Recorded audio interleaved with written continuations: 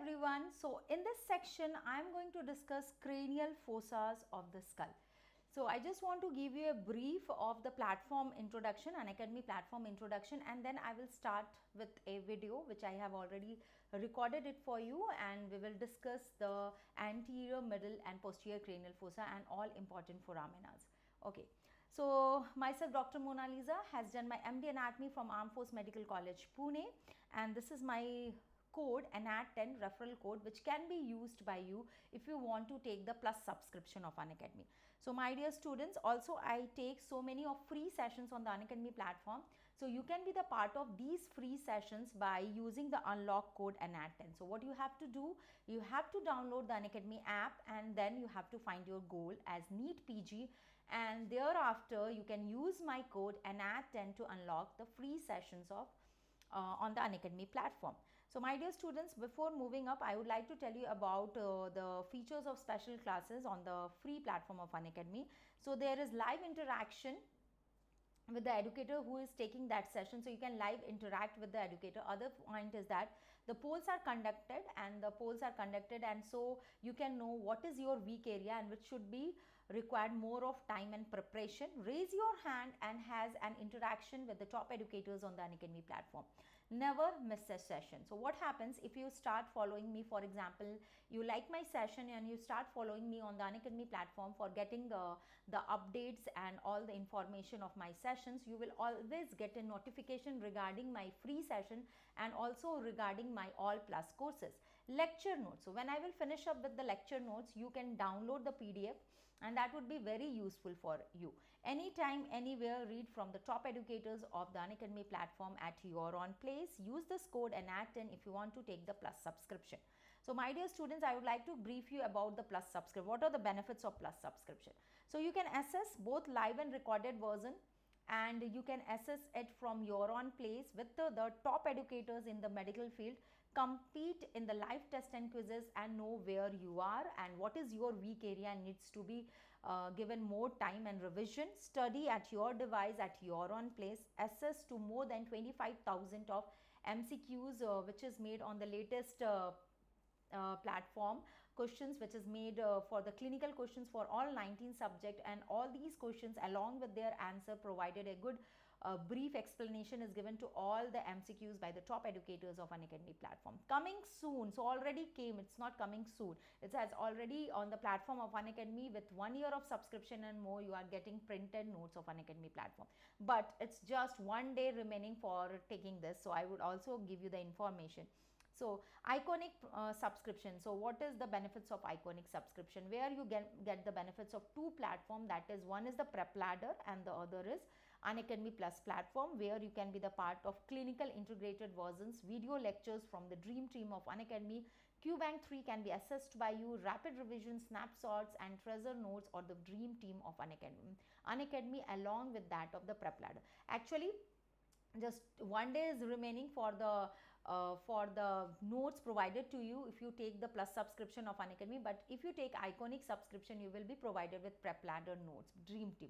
QBank 3 can be assisted. That what this means, that you can get the benefit of two platforms. So just go for it, use my code ANAT10 for 10% discount. So updated highly effective QBanks, more than 25,000 high-yield clinical questions of all 19 subject, includes a detailed explanation.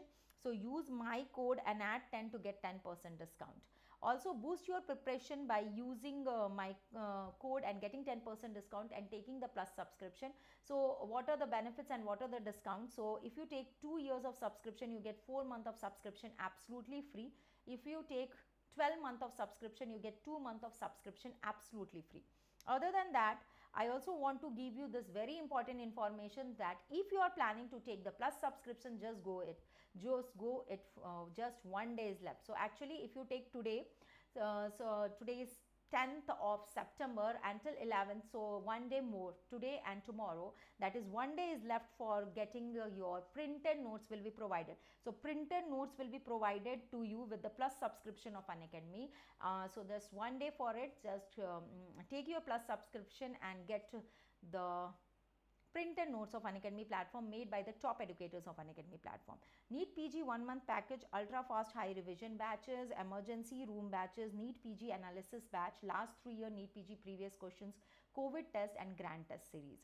Now focus batch of 2021 and target next 2020. These are the two batches which has been started in the month of September, just one day before. So just go and grab it and take your subscription using my code ANAT10. So at the end, before starting exactly the what we are going to start, so exactly starting with the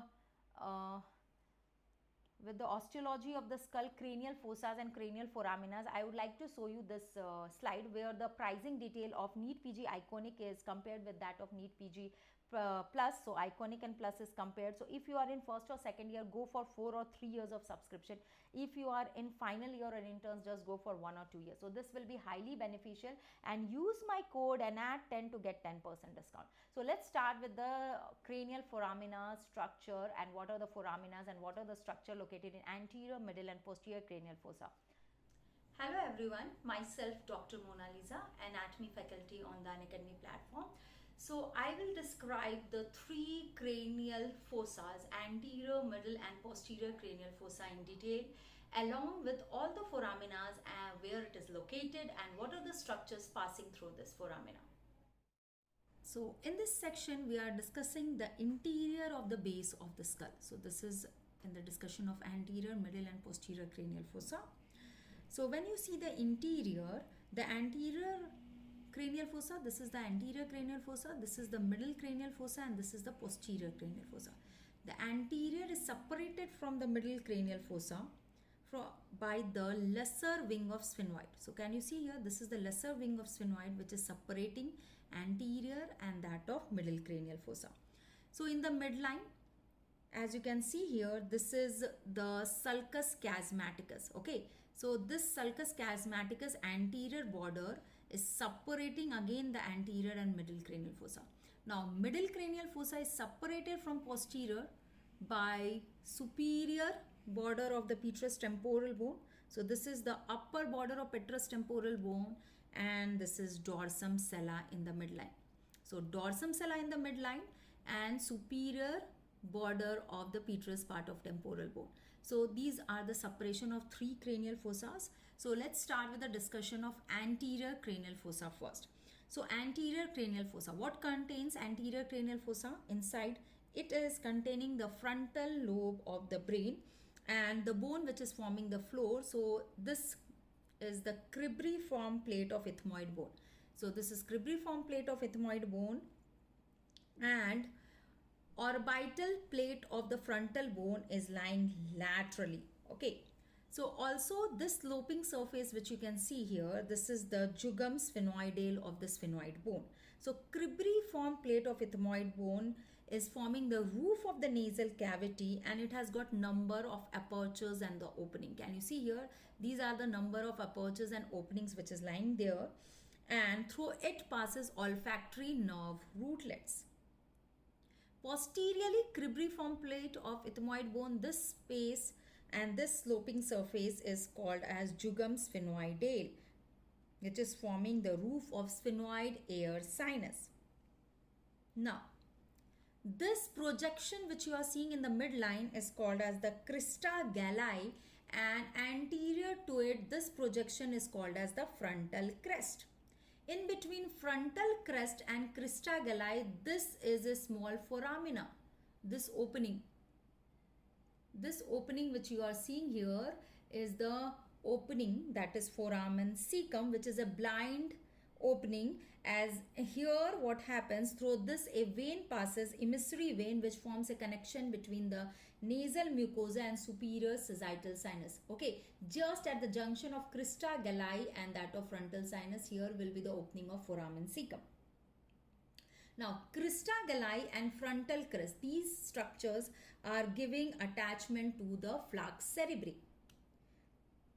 Now medial end of the anterior and that of posterior. Anterior, this will be the anterior here and this will be the posterior.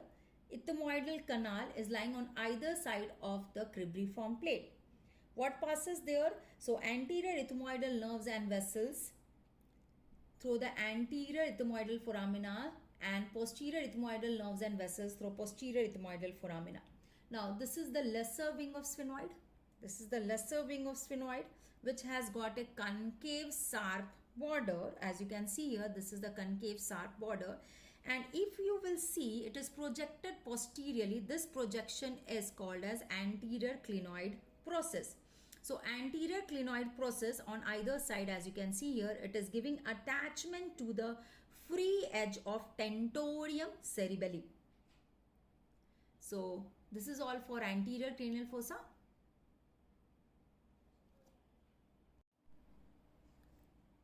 Now coming to the middle cranial fossa, this butterfly shaped depressed area which you are seeing in between anterior and posterior, this is the middle cranial fossa.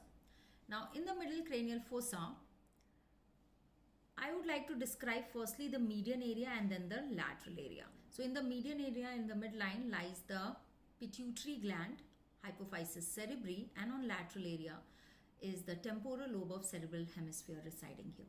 Now in the median area, this groove is sulcus chiasmaticus. This is the sulcus chiasmaticus, and just lateral to sulcus chiasmaticus, this opening on either side which you are seeing, this is the optic canal, this one. Okay, this is the optic canal, just lateral to sulcus chiasmaticus. Now I am putting this probe inside the optic canal, and what you will see, it is coming out in the orbit. Let me just, yeah. So now what you can see, it is coming out in the orbit. Okay, so what passes through this? Two structures is passing through optic canal. One is the optic nerve and other is the ophthalmic artery. Optic nerve and ophthalmic artery. Now let's discuss about the median area.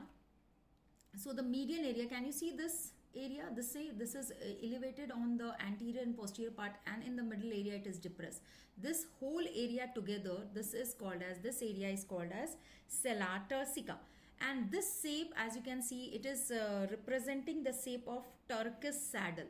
Okay, so Turkish saddle shape, which is lying over the horse, you must have seen. This is same as that shapes. It is the shape of Turkish saddle.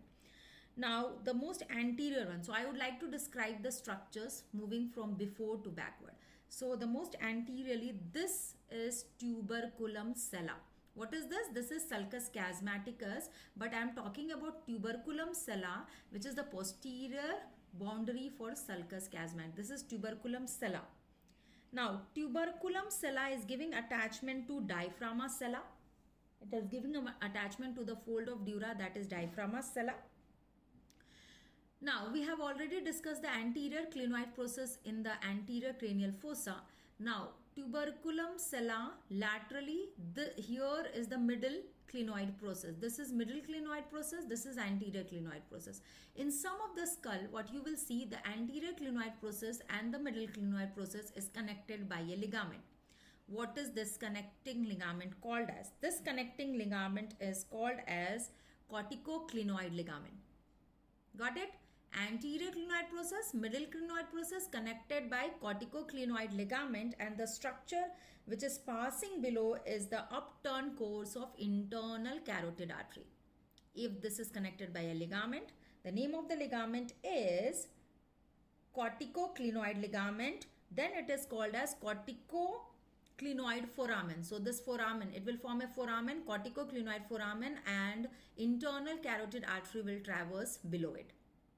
Now hypophysis fossa. This depressed area is hypophysis fossa, in which the pituitary gland reside.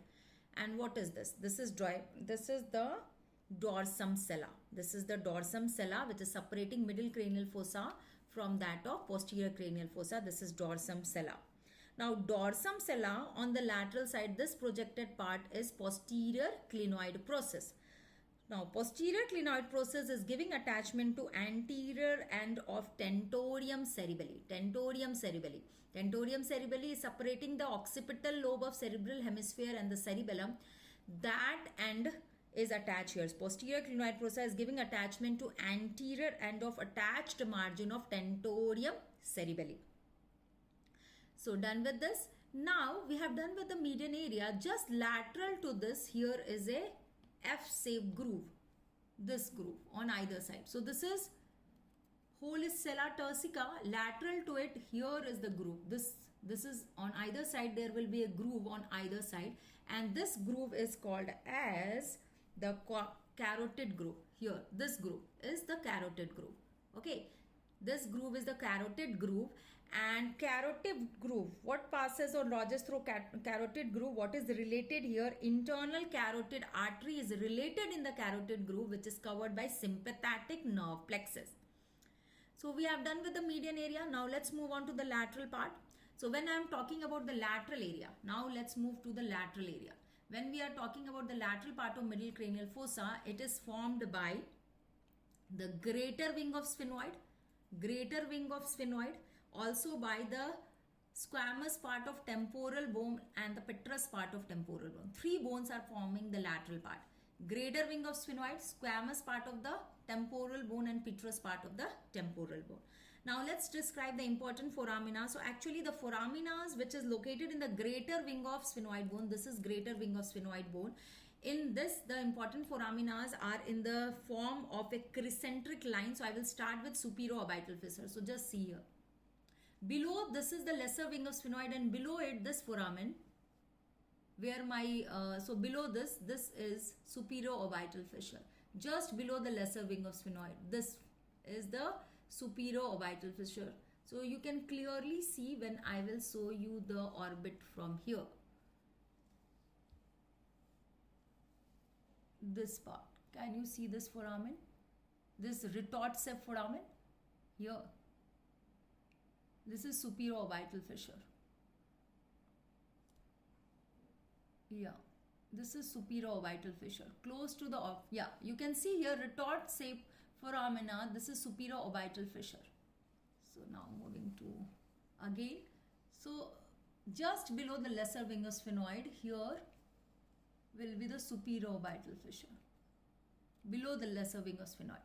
Now, my dear students, through a superioorbital fissure, many structures traverses, and actually, what happens? The middle part of it will have a tendinous ring, which is called as annulus of Jin. Okay, so when I will show the superioorbital fissure to you, okay, here, yeah, here you can clearly see the retort shape.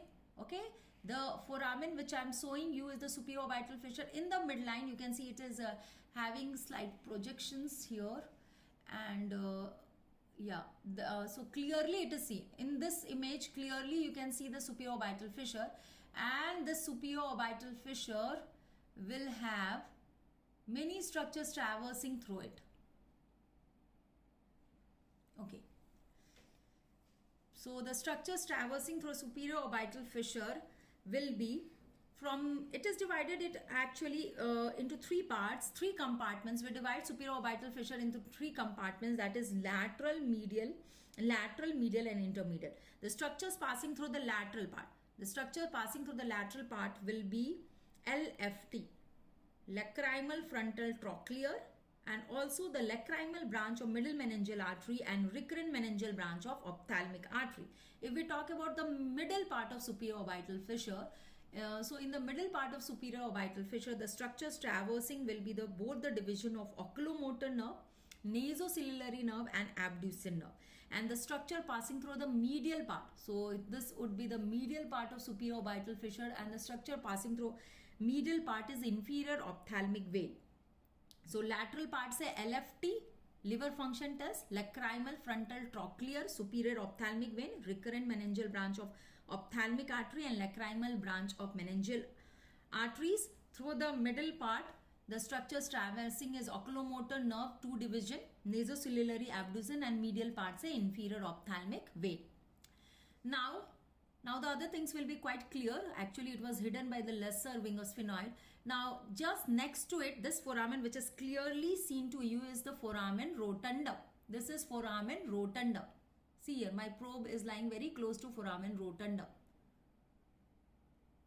Foramen rotundum. Okay. Foramen rotundum. Okay, the structures passing through foramen rotundum is, it is lying very close to the medial end of superioorbital fissure, and the structure passing through it is the maxillary nerve. Foramen ovale, this opening is foramen ovale. The structure passing through foramen ovale is male. What is the structure passing through it is male, M-A-L-E. How you can remember?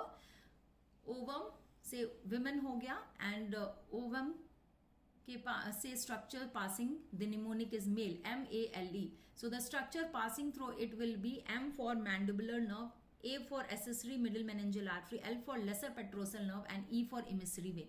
Next is foramen spinosum. Next opening is foramen spinosum. This is foramen spinosum. This is foramen spinosum. Okay, this is foramen spinosum. Foramen ovale is this, and next to it is the foramen spinosum, this small opening, foramen spinosum. Okay, if you will not zoom it, then you will see all the foramina is lying in a crescentric line. Okay, you will see all the foramina in crescentric line. Foramen ovale we have done. Next, just lateral to it is the small opening is foramen spinosum.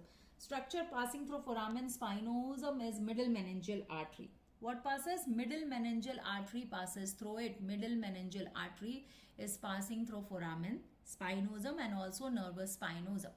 Now these are the important openings lying in the greater wing of sphenoid.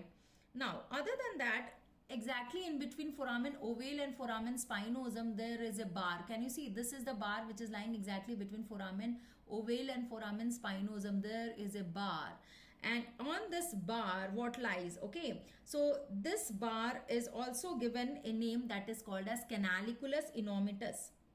Okay, the bar which is lying between foramen ovale and that of foramen spinosum, here lies the canaliculus innominatus which transmit lesser petrosal nerve. So if lesser petrosal nerve is not going through foramen ovale, it will pass through innominatus foramen, that is also called as canaliculus innominatus. And one more foramen is there, that is called as emissary foramen of sphenoidale, that is also called as foramen of Vesalius, which is not always present, but if it will be present, it will present just medial to foramen ovale. So just medial to foramen ovale lies the foramen of Vesalius, not always present. Like for example, in this bone it is not present, but if it is present, what passes through it? Emissary vein to cavernous sinus passes through it. Okay. So done with this. So we have done with the all these foramina. Now moving on to the other aspect and the other important structure which is lying there. So if you will see here, this is foramen spinosum, just lateral to foramen spinosum. Which artery is coming out from this foramen spinosum? A small foramen, but very important, because one of the important artery, middle meningeal artery, is coming out.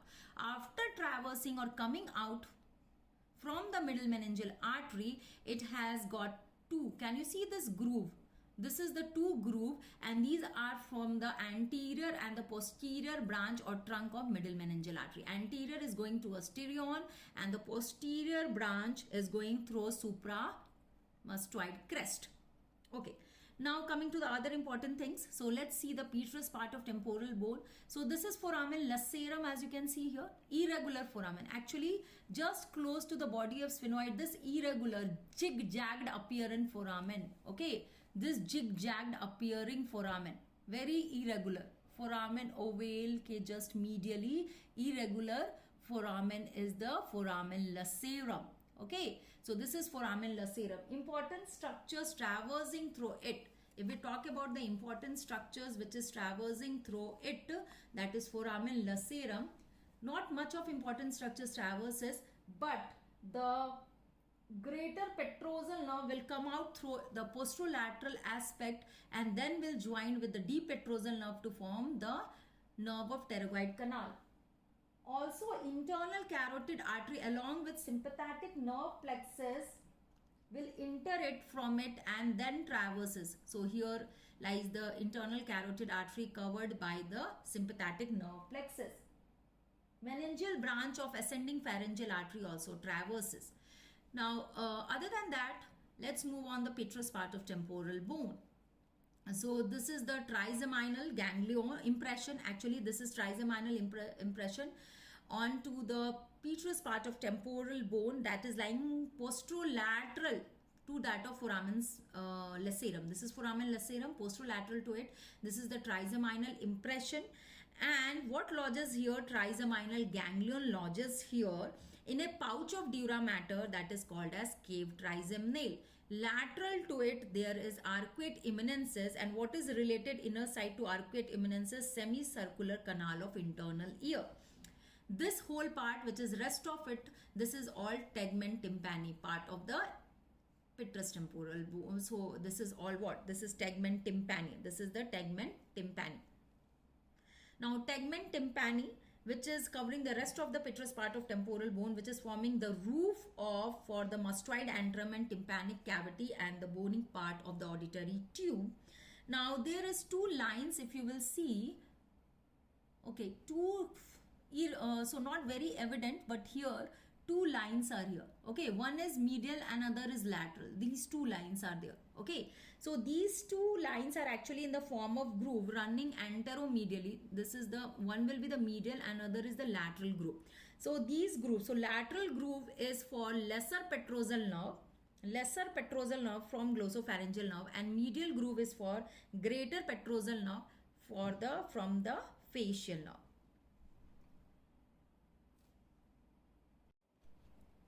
Now coming to the details of posterior cranial fossa, the deepest of all the three cranial fossa, this is the deepest one. Okay, so what lies here? Here lies the occipital lobe of cerebral hemisphere, and lower to it lies the cerebellum. Now actually if we talk about the posterior cranial fossa, it is very important. Why? Because we have already discussed the tentorium cerebelli. The posterior cranial fossa is limited above. So just in the posterior cranial fossa, there is a tent-like, here will be lying the tent-like tentorium cerebelli, that is the fold of dura which will separate. So this impression which you are seeing is for the occipital lobe of cerebral hemisphere. This will be for cerebellum. So exactly tentorium cerebelli is lying in between. Now let's discuss the area. So this is the median area of posterior cranial fossa. This sloping part, can you see here the sloping surface? This sloping surface which you are seeing is the clivus. Okay, so clivus is formed by the sloping area of the sphenoid bone. Okay, so this clivus is formed by the posterior part of the body of sphenoid posterior part and the basilar part of occipital bone. Now just here you can see the big foramina. This is the foramen magnum. This foramen is foramen magnum. Okay, now I will discuss the structures passing through it individually afterwards. Now this is the occipital part. This is the squamous part of the occipital bone, and inside you can see here, this is the internal occipital crest. This ridge is internal occipital crest, which is a vertical ridge which is starting from the posterior aspect of foramen magnum. So this is foramen magnum, and here is the crest. You can see internal occipital crest is here. Okay, and this is internal occipital protuberance. This is internal occipital protuberance. So from internal occipital protuberance, just on the external aspect there will be external occipital protuberance, and here it is ending in the posterior margin of foramen magnum. So now let's discuss the important foraminas of the posterior cranial fossa one by one. So the first foramina here is, this is in the petrous part of temporal bone posteriorly. Can you see here this foramina? This is internal acoustic meatus. So the foramen which is lying in the posterior part of petrous temporal bone, this foramen is the internal acoustic meatus. The structures traversing through this is 7th cranial nerve, 8th cranial nerve, and that of labyrinthine vessel. Okay, so which all structure? 7th, 8th and the labyrinthine vessel is transmitted through it. Actually nervus intermedius also. What is nervus intermedius? The sensory component of facial nerve is called as nervus intermedius. All these structures is passing through this internal acoustic meatus. Now next important foramina in the posterior cranial fossa is the jugular foramina. See here, this is the jugular foramina. This foramina is the jugular foramina. This irregular, can you see here? This is the jugular foramina which is lying between the occipital bone and that of the petrous temporal bone. This foramina. This one. Okay, this is the jugular foramen. So the structures passing through jugular foramen is, it is again divided into anterior, middle and the posterior part. So most anterior parts of the structure is traversing is inferior petrosal sinus. Middle parts of the structure traversing is 9th, 10th and 11th cranial nerve. and posterior part says sigmoid sinus, sigmoid sinus. So these are the structures traversing through this foramina, that is jugular foramina. Now also you can see here the hypoglossal canal. This one. In the occipital bone, this canal. This one. This is the hypoglossal canal. This one. This is the hypoglossal canal. This is the hypoglossal canal, which is, I am pointing with the probe, and through it passes 12th cranial nerve. What passes? 12th cranial nerve passes through it along with the meningeal branch, this one, along with the meningeal branch of ascending, ascending pharyngeal artery. This is the hypoglossal canal. By the name only it is clear that 12th cranial nerve will pass through it. This one. So here you can clearly see this one, this foramina. Is it evident? Yeah.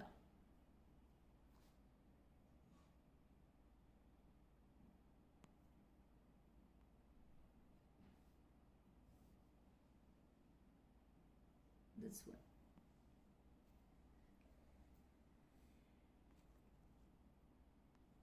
Hypoglossal canal.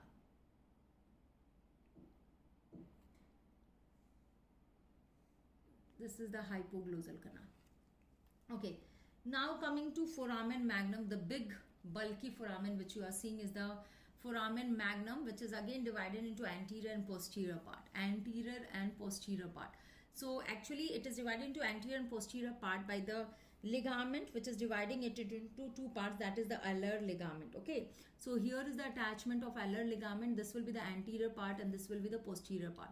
So alar ligament divide into alar ligament of the axis vertebra. So anterior part say the structures passing is only ligament, so it is called as the osteoligamentous compartment. The structures traversing is apical ligament of dense upper longitudinal band of cruciform ligament and membrana tectoria. Now this will be the posterior part, and the structures traversing the posterior part will be medulla oblongata with its meningeal covering, the posterior spinal arteries, the anterior spinal arteries, the communicating veins from the internal vertebral venous plexus and the basilar venous plexus, also the vertebral arteries and sympathetic plexus, which is covering the vertebral arteries along with the spinal root of accessory nerve. So these are the structures which is passing through foramen magnum. So hope this video would be useful for you. I have discussed the all important foraminas in the cranial fossa. We'll come up with again more of the osteology section description. All the best, students, and anybody who want to take the subscription of Unacademy can use my code ANAT10 for taking 10% discount and taking the subscription of Unacademy. Thank you so much.